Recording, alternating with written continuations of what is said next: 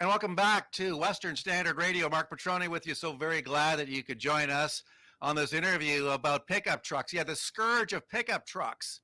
Who knew that it was such a big deal? Yet there's a whole lot of hand-wringing going on in the Globe and Mail, where Marcus G points out that now half of all sales in the United States happen to be pickup trucks. He says, well, there used to be a role for these big vehicles. There used to be something that they were practically used for. Now they're a status symbol, according to G, who claims that it's just a way of saying, I am bigger than you. Maybe it's a way of compensating for some guys. I don't know. But he says it's a lot more than harmless fun. He claims that they are polluting the streets. He doesn't like this. He doesn't want to look at these things. Here's an urban guy from, probably a very liberal part of the country who says, this has got to stop. That people are treating these things as fashion statements. So who better to talk to than somebody who was born and raised in the great province of Alberta, Jackie Conroy. I'm sorry, Jackie. I've written Conway on a piece of paper. It's Conroy, correct? Yes, sir. Sorry about that. Okay, Jackie Conroy joining us from Calgary. All right, tell us a little bit about how this is a cultural phenomenon in Alberta, that the idea that somehow pickup trucks are a bad thing is frankly insulting to a lot of people in Alberta who use them every day. Well, I think it first and foremost comes down to this guy who wrote this article, Marcus G, saying, how dare consumers choose for themselves? How dare you as a consumer take your hard-earned paycheck and spend it on what you want instead of, polling the Liberals to see what the popular choice of today is. I think it's a very entitled action to be looking at other people and saying, how dare you spend your money on something that you like? How dare you choose the vehicle that you prefer to drive over a different vehicle? I think there's a lot of entitlement, and I think especially coming from a place like Alberta where we value big business, we value freedom of choice, we value freedom of enterprise, I think it's frankly very, very insulting for someone who doesn't live here, who doesn't know what it's like. I mean, for goodness sake, who doesn't know Alberta winters? Like, I know there have been many times that I've been chugging away in my little Hyundai Elantra and been very, very jealous of the guys able to just swish past a giant pile of snow in their big pickup trucks.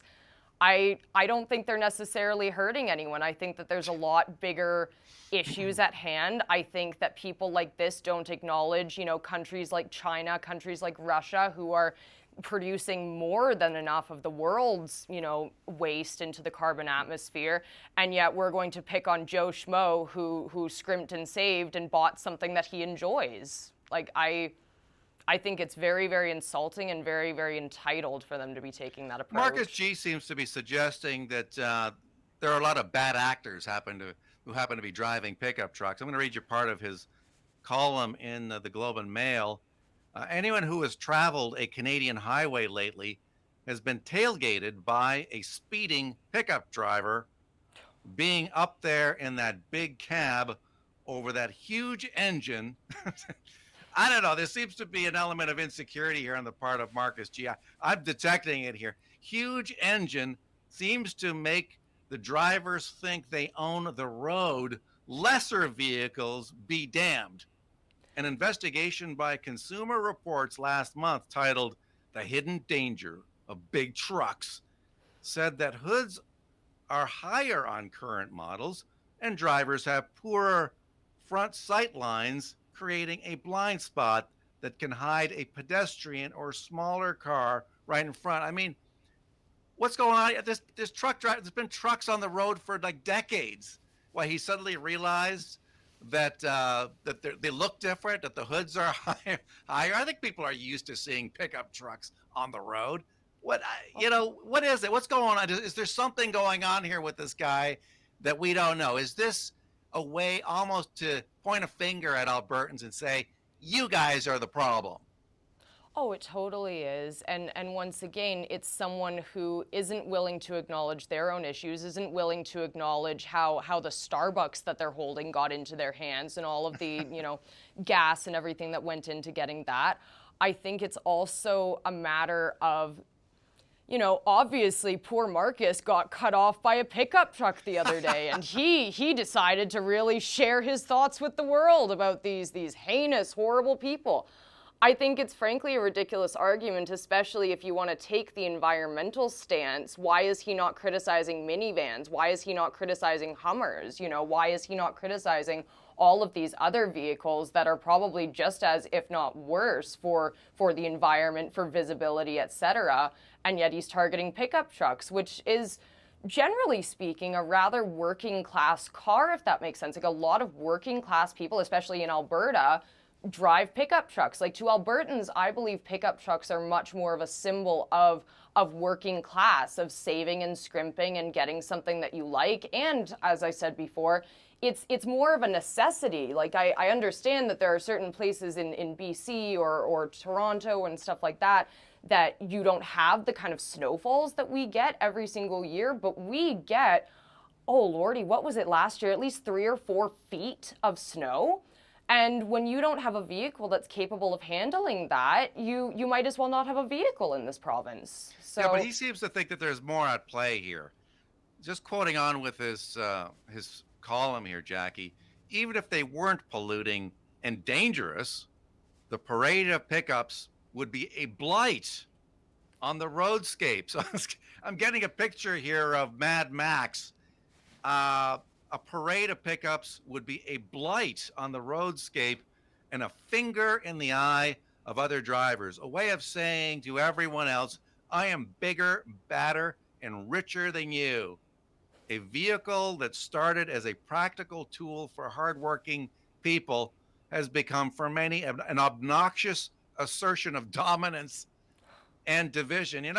This guy sounds like somebody who was particularly insecure in change rooms back in high school. I'm reading something. If you drive down, if you're in Toronto, for instance, there's Lamborghinis around. There's people driving incredible sports cars that are worth way more than your typical pickup truck. Are they obnoxious? Why doesn't he go after those guys? I don't know. I think there's something cultural at play here. And once again, to me, it highlights the differences between the divides between, say, more of the more liberal parts of, say, urban Canada, whether you're in Ottawa or Toronto or Montreal, where you got these stuck-up, snobby people who look at pickup trucks and think, that guy is trying to show off, and I don't like it. And I think that it's a hidden attack on Westerners because pickups are so popular out there. He doesn't come out and say it, but there seems to be something here that I think Albertans might look at and think, this is directed at us. And furthermore, it's probably even directed at the resource sector in general. After all, you've got it out there. And, not only have you seen an attack on the resource sector in Alberta and Saskatchewan in particular, but now you're also seeing an attack on the trucks that are so popular out there. I don't know. What do you think? Am I reading more into this than perhaps you think so, or what? I think you're really hitting the nail on the head in terms of the insecurity. Like, I know in my personal experience with other human beings, the ones who scream the loudest against something usually have an ulterior motive, are usually doing that because they're feeling something inside. I think you're hitting the nail on the head in terms of it being a much larger attack than just pickup trucks. I think it's a very, very thinly veiled, not threat, but for sure accusation towards Albertans, towards working class Albertans. And I do also find it funny that he would use the word eyesore. Do you believe a motorcycle gang is an eyesore with all of the revving and everything? You're not claiming that, once again, a fleet of minivans would be an eyesore. It's only this one particular kind of pickup truck, or not a particular pickup truck, but pickup trucks in general, that once again are mostly driven by Albertans. I'm sure if we were able to poll the country, I think I would make an educated guess that Alberta is home to the most pickup truck drivers. But I think it's sad, to be honest. I think it's sad, and it's that common leftist tactic that look outwards instead of inwards for a solution. When something is wrong, it's your fault, and your fault, but not mine, Lord knows. Well, I can remember, if you go back to the 70s, you used to have these sporty cars, the cars with the big block engines, the Chargers, the Trans Ams, the Camaros. Um, these were basically like race cars on the roads. That was the way I think a lot of guys expressed themselves back in the day. Was with these monster cars with who they could really go fast on the roads. But I'm wondering if it's the same kind of thing now, that maybe in 2021 it's about the truck. I don't know. Maybe it is, maybe it isn't. But I still think that they're pretty darn useful. And the other thing, of course, is that you can pull stuff with them. So if you get a pickup truck, you can buy a camper, and guess what? You can pull the damn thing. You're not going to be able to pull that, say, with I don't know, with an older, small Toyota. I might have a harder time pulling, a 30-foot trailer behind you. What do you think? There still is a practical use for this thing, and this guy doesn't seem to be able to see that. Not at all. And I was even going to say, Marcus Guy better hope that he doesn't have to move anytime soon, because I don't think he'll be very popular around pickup truck drivers when he does. Like, there's a number of realistic uses for these trucks outside of just, aesthetics. And I think it's very stereotypical, and it's very entitled of him to not even acknowledge any of that. Jackie Conroy, thank you so much for coming on the show today. I really appreciate that. Thank you so much for having me. Jackie is a journalist at Western Standard Online, and that is it for this segment of the show. Appreciate you joining me, Jackie. We'll see you again next time. Thank you so much. See you soon. See you soon.